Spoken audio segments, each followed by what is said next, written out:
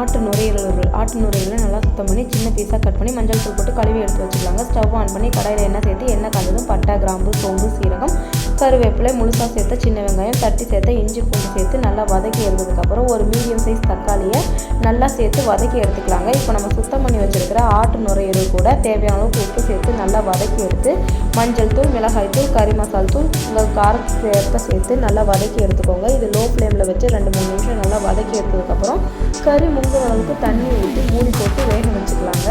இதில் நம்ம சேர்த்துருக்கிற தண்ணி முழுமையாக வற்றி எண்ணெய் பிரிஞ்சு வர அளவுக்கு நல்லா வேக வச்சு எடுத்துக்கலாங்க. நான் டேஸ்ட்டுக்காக இதில் கொஞ்சம் கொழுப்பையும் சேர்த்து வேக வச்சுருக்கேன். உங்களுக்கு விருப்பம்னா சேர்த்துக்கலாம். இதில் இருக்கிற தண்ணி முழுமையாக வச்சு இப்போ எண்ணெய் பிரிஞ்சு வர ஆரம்பிச்சிருச்சுங்க. இப்போ நம்ம கொஞ்சமாக குருமிளகுத்தூள், கொத்தமல்லி தழை சேர்த்து கலந்து எடுத்தோம்னா நமக்கு சுவையான ஆட்டு நுரையீரல் வறுவல் ரெடி ஆகிடுச்சுங்க. இதை ட்ரை பண்ணி பார்த்து எப்படி இருந்துச்சுன்னு கமெண்ட்ஸில் சொல்லுங்கள். உங்களுக்கு நம்ம சேனல் பிடிச்சிருந்தா லைக் பண்ணுங்கள், ஷேர் பண்ணுங்கள், சப்ஸ்கிரைப் பண்ணுங்கள்.